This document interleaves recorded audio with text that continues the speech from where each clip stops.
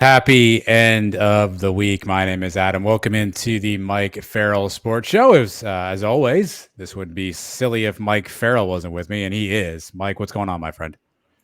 Nothing.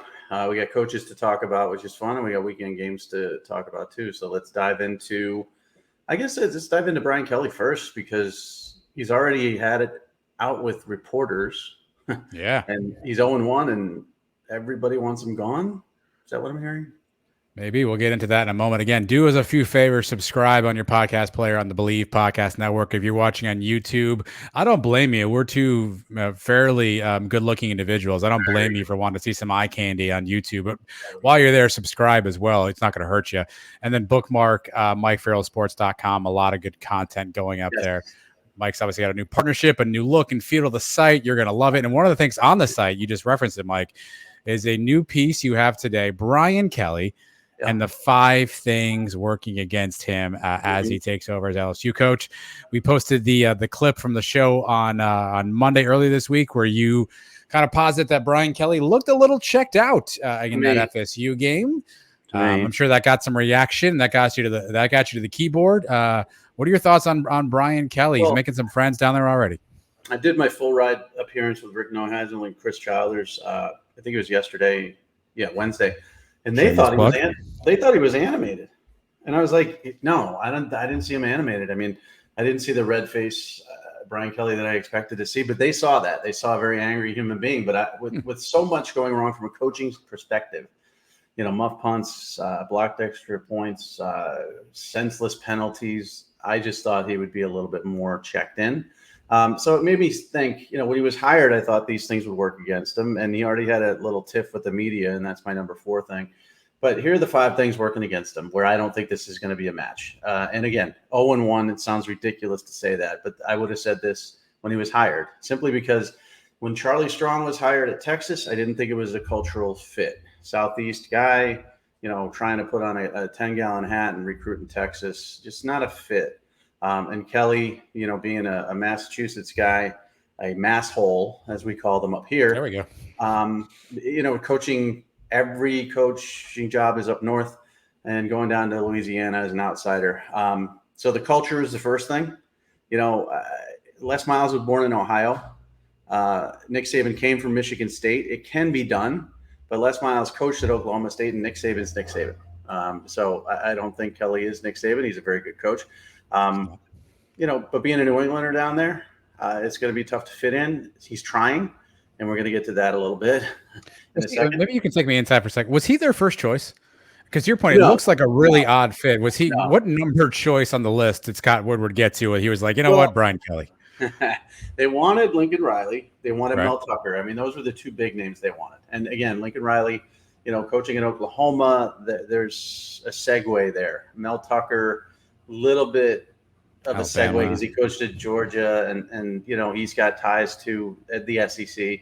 That made more sense, but those 2 guys that didn't work. I mean, Michigan State overpaid Mel Tucker, and Lincoln Riley took the money at USC. So Brian Kelly was it, and he's a good coach. I mean, he's done great things at Notre Dame. But my point is that if he struggles, and he's 0-1, he's going to be a guy that they won't back.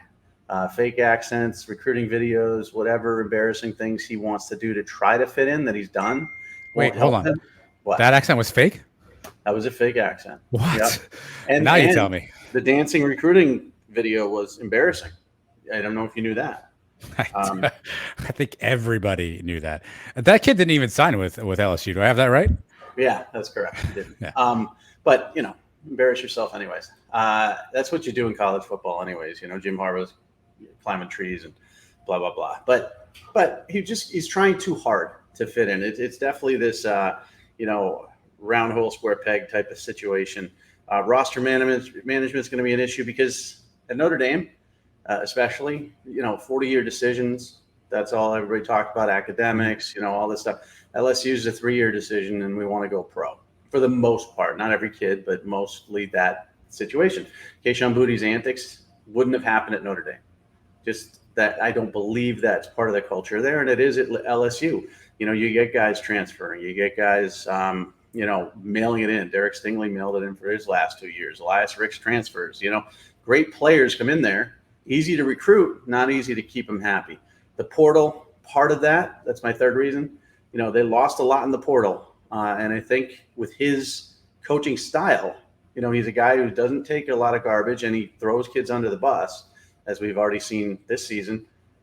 He's going to drive some kids away. So the portal is very dangerous. It could be great for him, but it also could be a disaster. Media, this is underplayed, I believe, in coaching success. And we're going to, talk about Scott Frost too. You got to be affable. You got to be available. You got to be, you've got to get along with the media. Let's talk to for a second. At the press conference, for those who don't know, he got up and I guess somebody was late. He tried to, was that a joke he was making, Mike, where he talked about putting money in a kitty?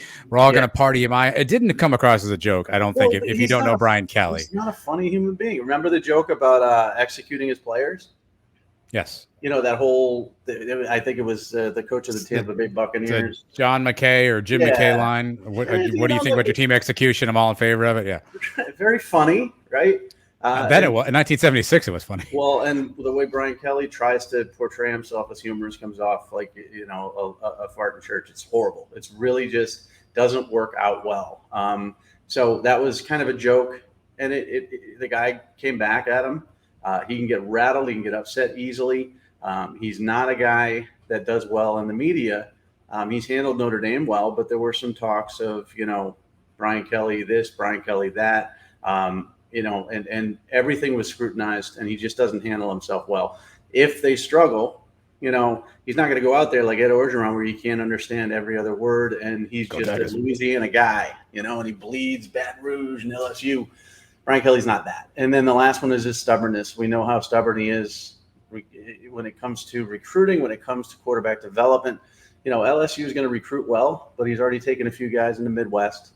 I think, and they've had successful guys in the Midwest, not a ton, but they've had okay recruiting in the Midwest. But you got to make the coaches happy in Louisiana, and I'm not sure he could do that either. So this is just a bad fit. And again, he can have success. I mean, LSU, Ed Orgeron's not a great coach, just not.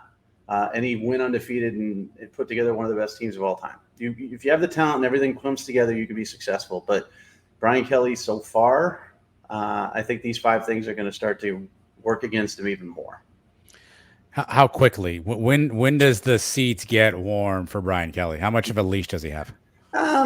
Listen, he's got a really, really big contract.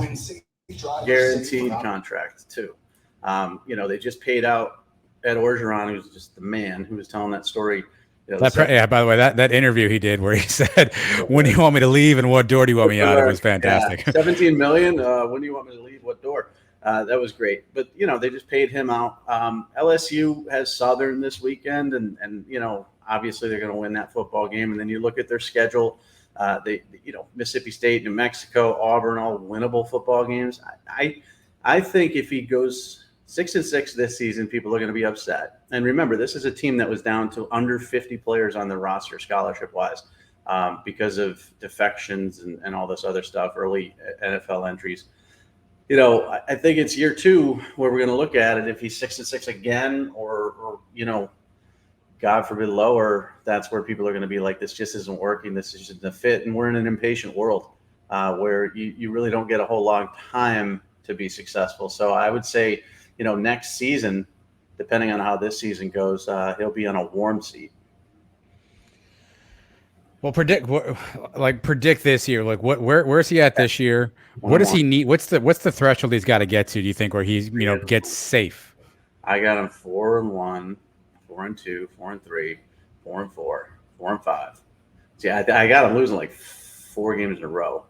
4-6, 5-6. I got him 5-7 this year, and that's not good. I got him losing to Tennessee, Florida, Ole Miss, and Alabama in a row in the middle of the season. And then I've got him losing Arkansas. So that's 5 games in a row. And then I've got him losing Texas A&M at the end of the season. So I give him the benefit of the doubt. We're going to beat Southern. Mississippi State, New Mexico, and Auburn, I think they could beat. But then after that, the only one is UAB, and there's losses and losses and losses, and people are going to start getting upset. He really needs in this stretch Tennessee, Florida, Ole Miss, Alabama, Arkansas. He needs to go 3-2 there, not 0-5.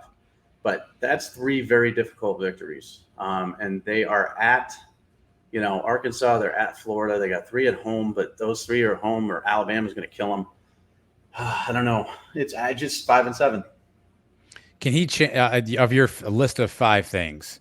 Which 5 things can he impact, and B, which of those things do you think he actually will impact?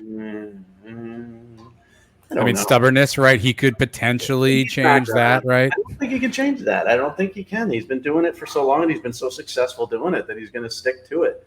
And he's just a stubborn guy. I mean, he's from Everett, Massachusetts. I know people in Massachusetts. I lived in Massachusetts. I know people from Everett, and I know people from the Boston area. They're not going to change. They're going to be stubborn. It's not New York, but it's similar. It's their way or the highway. Culture, he's not going to be a fit. The only way you fix his culture is winning. Then everybody doesn't care where you come from. You could be from Mars as long as you're winning. The roster management and the portal and the media are the 3 things I think he can change. He can. We've seen him try to be funny. That doesn't work. But he can be affable. I interviewed him a couple times, and he was very, very affable and likable to me. The portal, that has to be maneuvered and handled properly. He's going to have kids like Kayshon Boutte, just get rid of their social media. And, now that there's portal windows, it changes a little bit of something.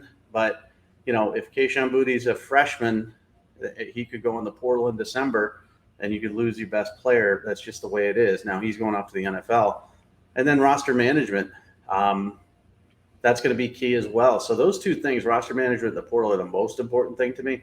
If he can handle that, if he doesn't have mass defections and he can keep everybody happy, then they can be successful.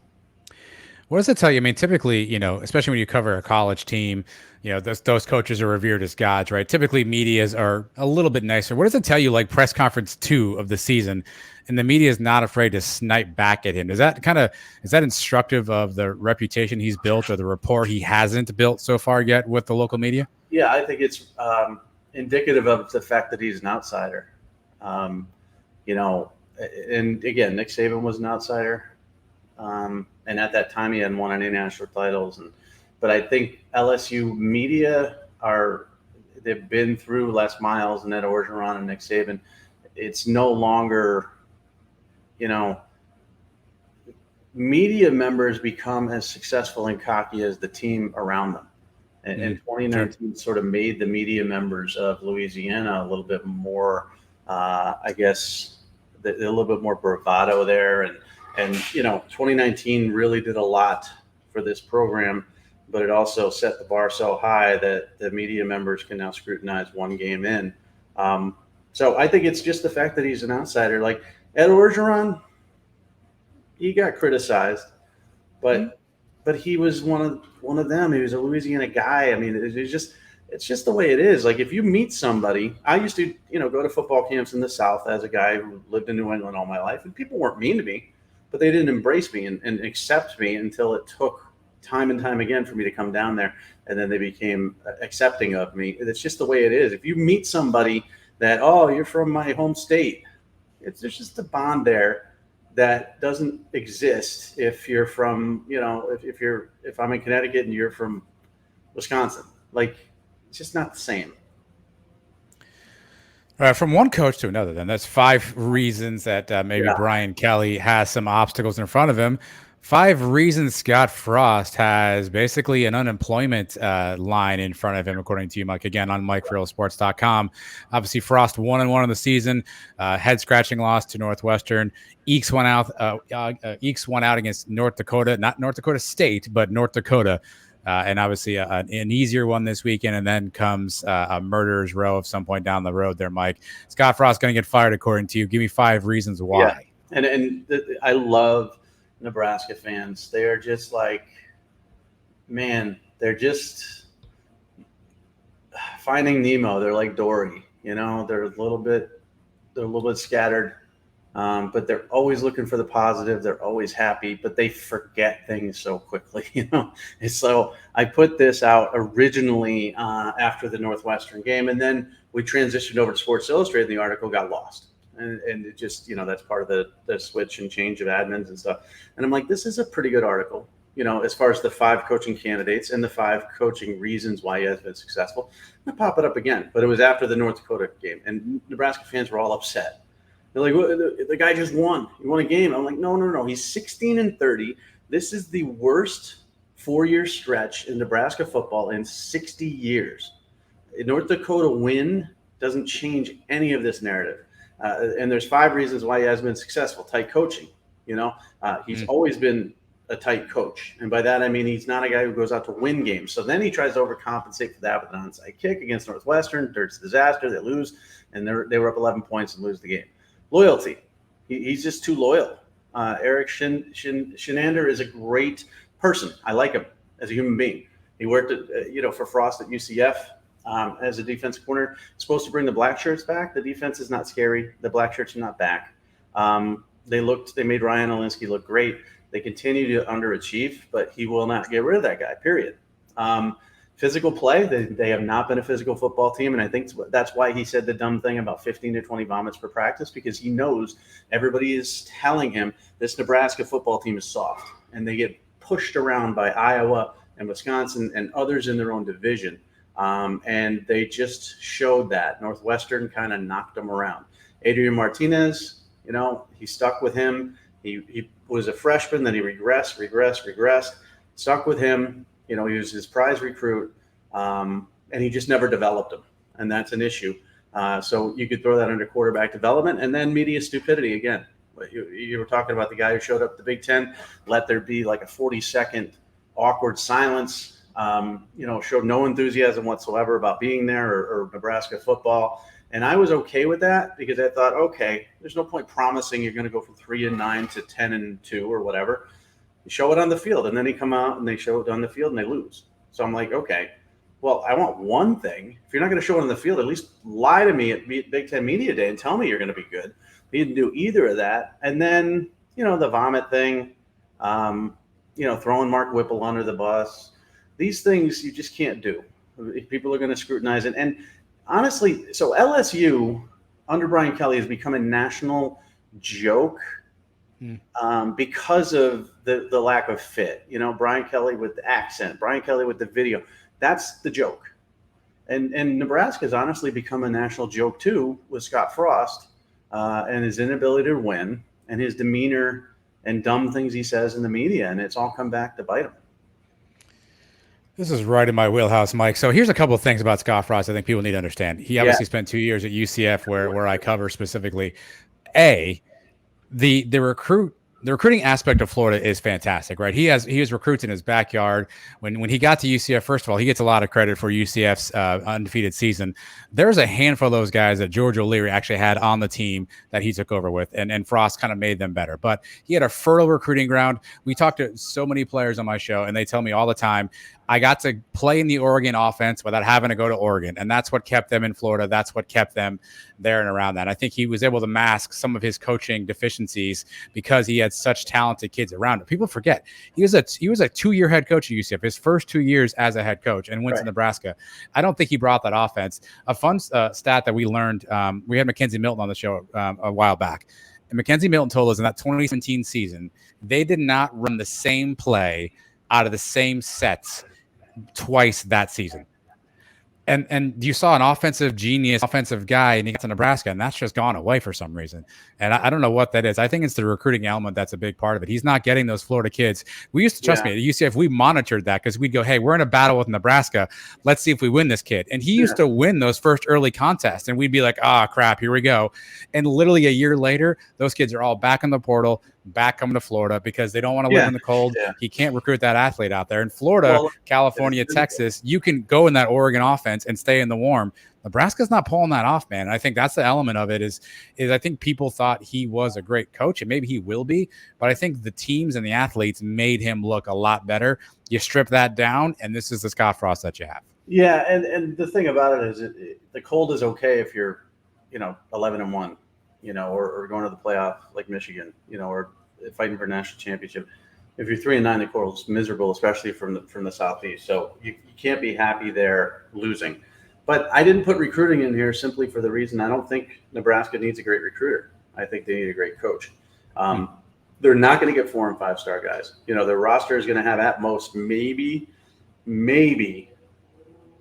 15 4-stars, maybe. Could be less, and no 5 stars. You know, they flirted with 5 stars before. They just don't get them. Maybe they'll get one every 4 years. So you need a coach who can recruit to his system, and his system has to be different, and it has to be difficult to deal with.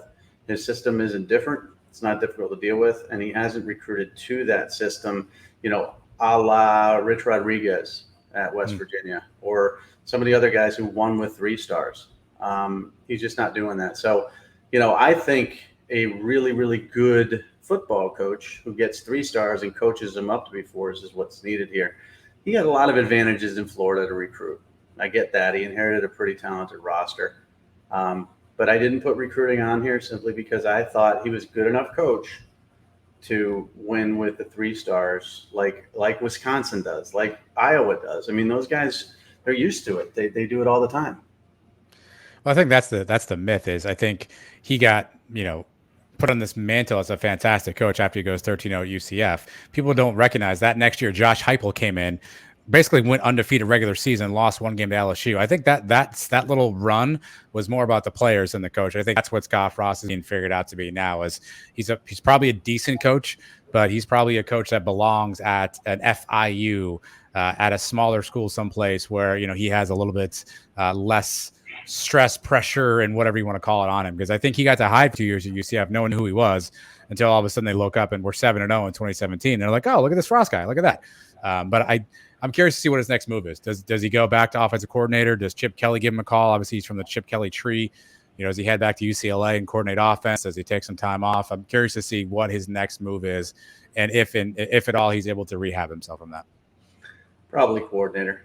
I mean, no one's going to hire him as a head football coach right now. And he was a hot name at Oregon before UCF hired him. That hot name is gone.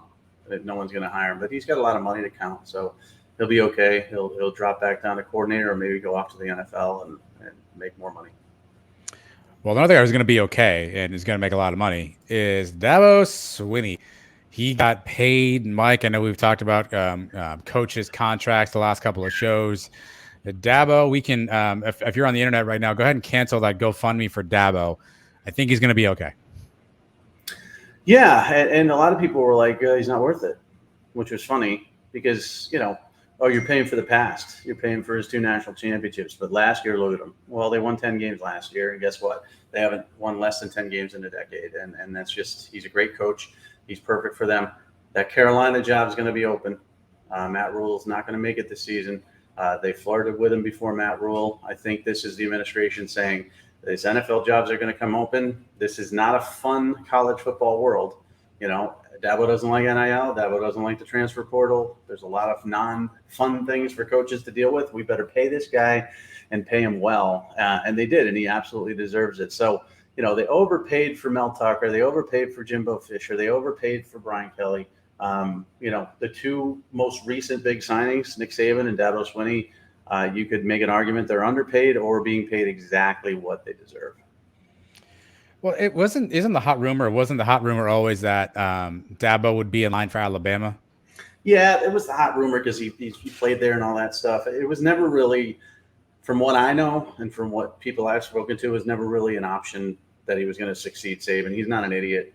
You know, people look at him with the aw shucks and the smiling and, you know, even the affability on Monday night, you know, after the game's close against Georgia Tech, he's still like a smiling guy. He's not an idiot, and he's not going to do that. I think he played that, you know, his agent played that up. Of course, his agent's going to play up everything to get a good contract. But, you know, I just don't think he was going to be the guy that was going to go from success at Clemson to – there's no chance. Whoever follows Nick Saban has 0% chance of being successful to that level. Just no chance. I don't care who it is. It could be Bill Belichick. Not going to happen. So Dabo's smart. He knows that.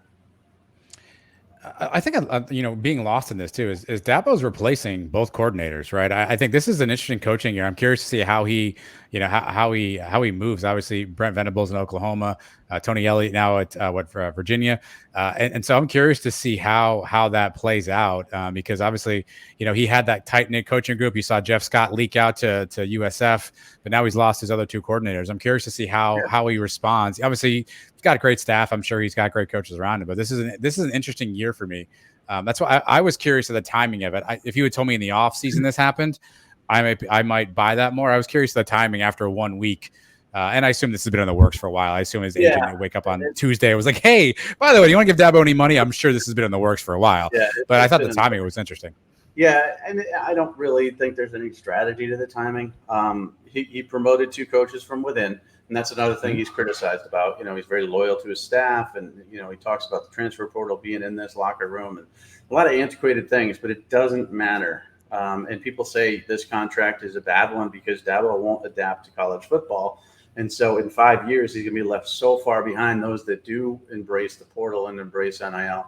He's not an idiot. He's going to embrace NIL. He's going to embrace the portal. He's not stubborn, but he's got this culture that is feeding upon itself of players wanting to play for him and wanting to come to Clemson. And that's a selling point. Once that culture takes a dip, and by that I mean more people leave during the portal or it starts to hurt recruiting or whatever, then he's going to adjust appropriately and he will get players.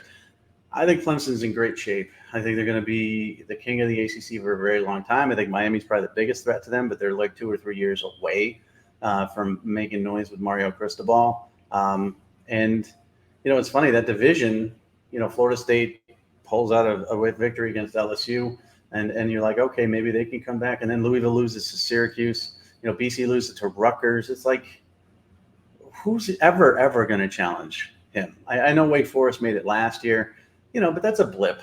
They're not going to do that every year. It's his division, it's his conference, and he's getting paid accordingly. Keep bothering me. Yeah, you're a busy. You want to break some news? You got anything good? Or is it your bang energy? Just annoying. That was a telemarketer. Right. I lean into telemarketers. I like to have a conversation, ask a bunch of questions. I like to make a lot of time on your hands, man. Yeah, if you're going to call me, you're going to get the full experience. If you're going to pick up the phone and call me, I was going to ask about. I can't do it. I was going to ask about Dabo. And conspiracy theory wise, do you read anything into this to say Clemson is basically signaling to a conference like the SEC? We're here. We're stable. If you want to make a move, we're ready. I know grant of rights in the ACC is astronomical. I know there's tough ways out of that. Do you fortune anything that says Clemson saying, listen, you want stability, you want a program that's going to be great. We've got a coach locked up. Come take us. No, I don't see anything. I don't see anything there because Clemson's an attractive.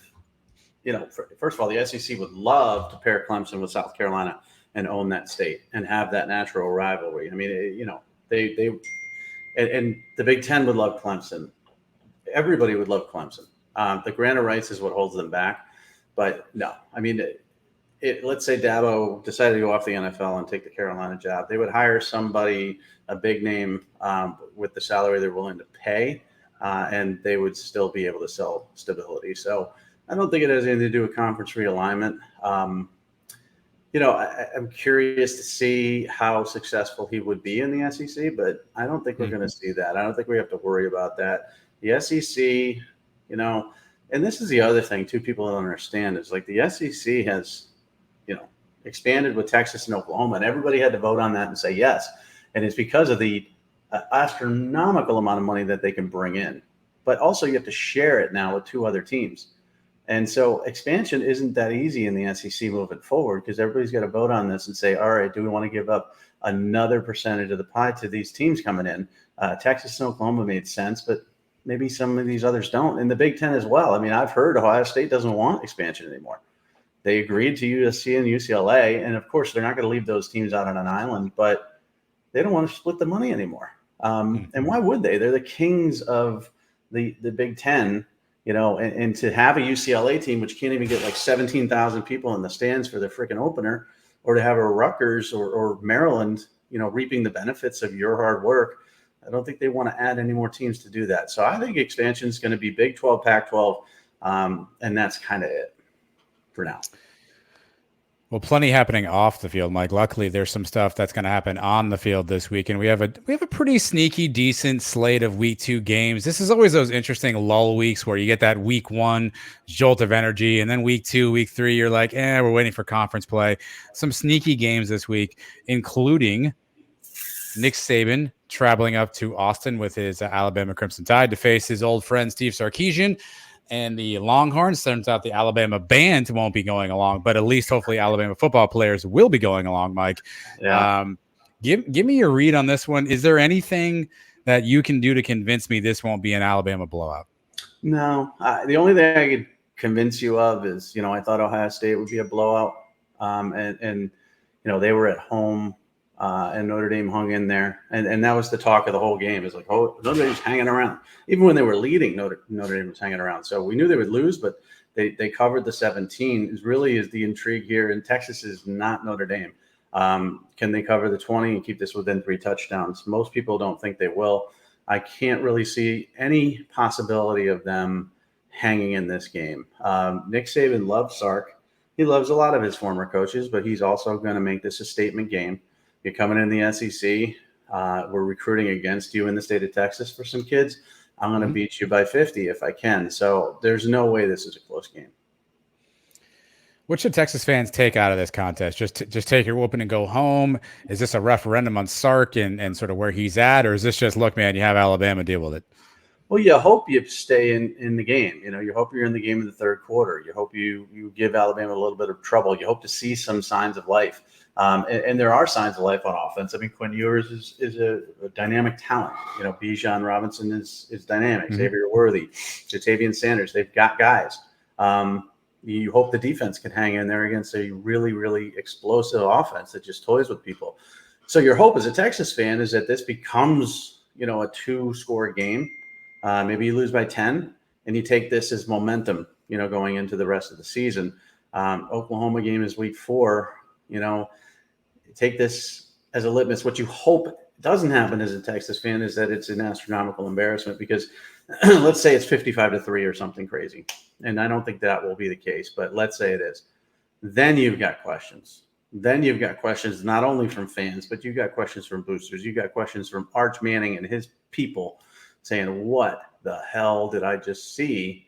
How could you be this far off from the number 1 team in the country? So when Sark comes out and says this doesn't define our program prior to the game, that scares me a little bit. When he says the goal is the Big 12 championship game, I don't think that's the message he should be sending. I think the message is this is going to be a great indicator of where we stand and what work we have to do because we're playing the best team in the country. And we want to play Alabama later on in the season or next season for a national title. That's kind of what he should be saying. But instead he said, this isn't going to define us. And, I'm focused on the Big 12 and a lot of excuses prior to the game. If you're a Texas fan, do you know what you have yet in Quinn Ewers? You mentioned he's a great talent. He's got a lot of skills, but he's relatively proven, relatively unproven, relatively untested, playing an Alabama team. Yeah. I mean, what do you expect to see out of a kid like Quinn Ewers? Could this be one of those games where it's either, hey man, this is the legend of Quinn Ewers forms, and we know him for something other than getting his car towed, or is this the game where you go, this kid's not what we thought he was? I feel bad for him simply because, Louisiana Monroe is not going to give you any sort of, feel for how he is other than physically. You might as well be playing 7-on-7 and showing off the arm strength and all the things you get to evaluate, or high school football where he's just not playing against a lot of great players. Alabama, Dallas Turner, Will Anderson coming off the edge. That offensive line is shaky. They've had some injuries. They weren't good last year. He could be on the ground a lot. And if he is on the ground a lot, this is the thing if you want to look at it if you're a Texas fan. Can my quarterback perform under pressure? Can he take a hit, get back up, and settle himself and make a play the next down? Can he make a play under duress? Because he's going to be under duress the entire game. But I would think what they'll do strategy-wise, get the ball out of his hands very quickly. They don't want him sitting back there. Get him some confidence. But eventually it's going to be 3rd and long, and eventually those guys are going to tee off, and that's where I think we're going to see Quinn Ewers fail. and maybe not his fault. You see a lot of quarterbacks in the NFL who don't have good offensive lines and who get hammered. It's really, they have no time to throw the ball, and everybody says they suck. I mean, look at Daniel Jones, right? Daniel Jones' numbers, I think it's compared to Josh Allen, are not far off when you talk about statistics. But Josh Allen's on a good team that keeps him upright. Daniel Jones is on a horrible team, and he's always running. The perception is Josh Allen is the next superstar of the NFL and one of the top 5 players, and Daniel Jones sucks, and he should be benched and thrown away. They're similar numbers. So Quinn Ewers is going to get after this game. It's like, oh, he sucks. He can't handle pressure. He's washed up. The real litmus test for him is like the Oklahoma game, I think, in a couple of weeks. Hopefully Josh Allen does well. He's on my fantasy team this year, Mike. All right. App State tonight going to College Station. Yeah, it's 8:15 on Thursday, whenever you're listening to this. App State going to College Station. They hung 60+ on North Carolina. Will they hang 60+ on Texas A&M? No. But it 50? It'll be an 40? interesting game. So the over-under is 54, and Vegas is smart, and Vegas has A&M as a 19-point favorite. So Vegas knows that App State's not scoring 50. Vegas knows App State's not scoring 40. Vegas thinks App State's going to score 20-something, and this Texas A&M defense is very, very good. The offense, not so good. So I think what you're going to see here is an opportunity for App State to put up points. They got really good running backs. Chase Bryce is efficient at quarterback, but nobody in Vegas, where life matters, feels that they're going to put up a lot of points, because that 54, it's ridiculously low. So what it's doing is teasing you to take the over. And when that happens, you always take the under. So I think this is going to be a lower scoring game than people think. North Carolina is historically bad on defense so far, 2 games. Texas A&M is not. I think App State's going to come down to earth, score maybe 24 at best. But I think they will cover this game and lose by a touchdown or less. See, to me, I think this feels like a statement game opportunity for Texas A&M, right? Because, App State's the darling. They put up a bunch of points, a fun game against North Carolina. Obviously people have a lot of respect for their offense, Chase Bryce, and what they put together. If Texas A&M holds them to 10, and wins this thing 42-10, just throwing out numbers, right? Which is the under from that perspective. I feel like this has a chance for Texas A&M to sort of put a bit of a statement. I'm not saying App State is great, but the perception is that they're a darn good football team, right? And if Texas A&M squashes them, it's a nice early statement win for Jimbo. They beat Sam Houston 31-0, and they look like garbage. And Haynes King turned the ball over a couple times, and people are like, oh, this is not a good football team. And they're number 6 in the country. They have to destroy App State. They've got Miami next and Arkansas after that. I mean, those are 2 very difficult games. They're both at home, but that's not easy. So, and Jimbo is under scrutiny here, number 1 recruiting class, $10 million a year, guaranteed money. People want to see this year be the year that Texas A&M makes a run at things. So they better not stub their toe here. They better have an impressive big win. Haynes King better show that he's the number 1 guy. And then move on to the next 2 games. And if they're 4-0 after Miami and Arkansas, everybody will be crowing about Jimbo and what a great hire he is, what a great coach he is, blah, blah, blah. And that's really what A&M needs, because from a national perspective, everybody looks at A&M as a team that just never won anything, never can win anything, and will continue to stumble. And they really have to change that perception this season. COVID year almost did it when they just missed the playoff. But nobody cares about COVID year. They just don't. Like Florida was good in COVID year under Dan Mullen. So everything's kind of thrown out the window there. All right, speaking of Florida, reason number 8,648 why the preseason poll is stupid. Florida goes from unranked to number 12 in the nation. They are bringing Kentucky into the swamp. Mike, Kentucky ranked number 20. It's a 7 p.m., another night game in the swamp. It's humid. It's muggy. It'll probably be raining at that point. Alligators everywhere, locusts, love bugs, the whole 9 yards. What do you need to see Florida do for you to think and know that they're for real? It was a great win against Utah, but we talked about this week. Utah did some things where you're like, okay, that's not really great. What does Florida need to show you in this game where after you and I talk next week and you go, yeah, you know what, Florida's for real? Well, they have to continue to run the ball and play more physical. So Kentucky's a physical football team, and Utah was as well. The zone read from Anthony Richardson is going to be very difficult to stop. They have to continue to do that, keep people off balance. And they have to play smash mouth football and just run over a pretty good Kentucky defense. Now, Kentucky's missing some players. Most importantly, Chris Rodriguez, the running back, who's still on disciplinary. That's why they're a favorite here. Heading into this season, any pre-lines of week 2 had Kentucky as a pretty clear favorite over Florida, even though it was at the Swamp. Everything shifted with that Utah game. Everything shifted with Anthony Richardson. And now I think Anthony Richardson is giving them, a good field goal to maybe 6-point swing in the spread here.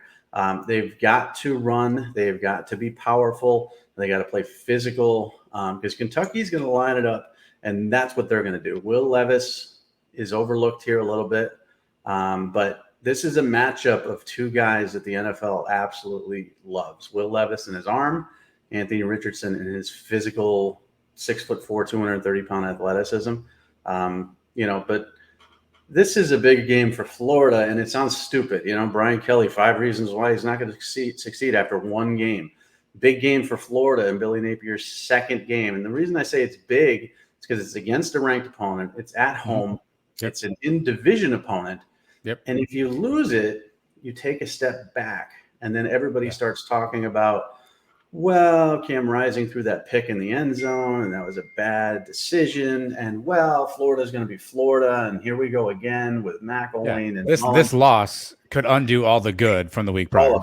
All of it. And they will drop out of the top 25 immediately, even though it's a loss to a top 20 team. But I don't think they're going to lose. I think they're going to win. And I think Richardson's the guy. It's really going to be based on the game plan. If they run it, they got really good running backs. The offensive line looks solid. But if they run that zone read, he's impossible to really defend in that case. Similar to Cam Newton, if you don't crash, it's 6 yards every time. If you over crash, he's going to pull it, and it's 40 yards the other way for a touchdown. So how do you stop that? What you do is you give up the 6 and the 6 and the 6 and the 6, and you guard against him with the big play, and you hope there's a fumble or a penalty or something. But that's no way to play defense. He always has defenses on their heels when he's healthy. We saw this too before. This isn't new. We just saw it in little spurts. So he's got to stay healthy. He's got to, be efficient passing the football, but really it's the run game. A sneaky good game for those of you who want to stay up late on Saturday night. A future Big 12 tilt, Mike. Baylor heads up to BYU. BYU had a scrimmage against USF this past week. Looked pretty dominant. Baylor ranked number 9. BYU is an interesting place to play. If you haven't played there before, it's an interesting environment, interesting just entire scene there. BYU's a team obviously wants to be tough. They have a very good offense, but again, they played a scrimmage. I don't know how good to know that if they are. Baylor is one of those teams that you think is vying for the Big 12 championship. What do you make of this matchup? I think it's a really interesting one early in the season. Yeah, Jaren Hall is hard to defend. The BYU quarterback, he's going to give them some problems, but this is going to come down to speed, and it's also going to come down to how well Baylor can hold up on the road. There's elevation issues. It's a typical place to play. LaVell Edwards Stadium is not an easy atmosphere to play in. It's a road game. If the fans get behind BYU and they start to, get a lead or even, pull away a little bit, it's hard to come back there. But I look at the speed difference. I mean, this is a team, Baylor, that's built on speed ever since, even before Matt Rule. They wanted speed guys, and they got them. So I think eventually the speed's going to get them, to pull away from BYU a little bit. Not pull away. They're probably going to win this game by, maybe a field goal or 4 or 5 points. But I got Baylor winning on the road. And then the third and final matchup this weekend of two ranked teams. The Tennessee Volunteers head to Pittsburgh, Mike, to play Pitt. Obviously, we saw what Pitt did in the backyard brawl. Keaton Slovis looked okay. Tennessee, obviously a high-powered offense under Josh Heupel, Hendon Hooker. Again, this game is in Pittsburgh, 3:00 afternoon game. I think Tennessee is a team that's really interesting because offensively, they're dangerous. They can put up a bunch of points. Defense is improving, but we haven't really seen Tennessee be consistent in some respects. This is a good opportunity for them to put a good win on the board against a Pitt team that didn't look fantastic against West Virginia, but did enough to win the game. They're ranked 17. What are your keys for this one? Where you lean as you think through Tennessee, Pittsburgh? Well, I think it's a really good offense for Tennessee against a really underrated defense for Pitt. They've got a tremendous front. Their defensive backs can close on the football. Tennessee's favored by 6 on the road. Pitt won this game last year, but Kenny Pickett's gone. Jordan Addison's gone. There are a lot of weapons that have moved on. We saw Pitt with the balance, more so than under Mark Whipple. They can run the football. They've showed that against West Virginia. Slovis is efficient. 308 yards. He's throwing the ball downfield and making big plays. But I think Tennessee is really hungry and angry after losing that game last year. And I think the offense is going to be too much for Pitt. So I've got Tennessee winning this football game on the road, but I think it's a field goal. I don't think it's a real rout. Fun fact, Josh Heupel has played against Pat Narduzzi a handful of times, played him twice at UCF. They're actually the team that broke UCF's regular season winning streak. They beat them in Pittsburgh, and obviously now beating him last year. So those two have history. I think Narduzzi understands how to defend that offense. I'm not saying he will, but Narduzzi has played that that air raid style offense against Heupel, understands the speed, understands the tempo. If any coach knows what he's up against, it's going to be Narduzzi. Then it becomes a talent thing, right? That's Heupel's offense, which is my guy is better than your guy, and I'm going to throw it up here and have him prove it to you. So I'm curious to see how this responds, because Narduzzi, to some respect, has had Heupel's number and from a tactical standpoint. That's going to be a really good game, and the over 67.5, and it's going to go over that. I think you're going to see a bit of a shootout here, despite the fact that Tennessee's improved on defense. We hope, and last week wasn't an indication. You really can't tell. And Pitt's a solid defensive team under Narduzzi, but I think you're also going to just end up seeing this go back and forth, and each team having trouble stopping the other. All right, we'll wrap up with this, Mike. Give me a sneaky game this weekend. People aren't maybe talking about, maybe not a ton of ranked teams, but a sneaky game that you're interested in keeping an eye on. South Carolina, Arkansas. It's going to be interesting to me. Arkansas, held serve in the first game against Cincinnati. They're favored in this game at home. South Carolina, Spencer Rattler was up and down a little bit in the first game. They don't really have tremendous wide receivers, but he, is going to be difficult to game plan for. KJ Jefferson, solid. They have the running game solid. Defense is solid. But I think as Rattler becomes more comfortable in that offense, they could give Arkansas some trouble. I've got Arkansas winning the game. I'm just not sure if I like that 8-point line because I think this could be a 6-point game. Anybody on upset alert this weekend? No. Nope. Look at him. Look at him. Yeah. Who's going to win? Is Vanderbilt going to be Wake Forest? Do we know which quarterback Jim Harbaugh starting against Hawaii? Is it J.J. McCarthy week? Is that what it is? Okay. J.J. is weak, So I think they're going to be fine. And I don't really see a lot of upsets. I see some good games with no upsets. Anything you're mad about? One thing I'm not mad about, we should mention quickly. Welcome back, Sam Hartman. Obviously had a medical condition. He's been cleared by Wake Forest. They take on Vandy this weekend. So welcome back to Sam Hartman. Obviously off the field stuff's always scary. So glad to have him back. He's college football more fun with Wake Forest and Sam Hartman are slinging around. But anything got you pissed off, Mike, right now? It's Friday Eve here. We got some games coming. NFL starting tonight on Thursday. You have NFL slate this weekend. Yeah. I gotta feel this is like prime time for Mike Farrell. This is the pinnacle, right? This isn't pissed off time, though. We got NFL back, so I'm going to be watching that tonight. College football Friday, Saturday. I'm not pissed about anything. I will be next week, I'm sure, but right now I got nothing. Speaking of Saturday, tell people a little bit more about the Saturday morning show you and Thor are putting on. Where can they catch that? What's that all about? It's on Betting Pros on YouTube. You can check it out. We go through 16 games roughly. Give you the spread, let you know who's going to win, who's going to cover, and we go pretty deep on it. So it's exciting. Again, follow MikeFarrellSports.com, bookmark it, subscribe to it, make it your homepage, get alerts. send up flare signals, do what you got to do. Mike's building out a nice content factory over there. Follow Mike on social media, Farrell Sports. Again, if you're watching this on YouTube, you're welcome for the 49 plus minutes of just staring at Mike, who's now engulfed in a ray of sunshine here, and you can't barely see him. But subscribe on YouTube. That way, anytime this thing happens to pop into your feed, you'll be the first to know about it. A nice weekend of game. Enjoy them while you can, folks. Week 3 looking a little paltry.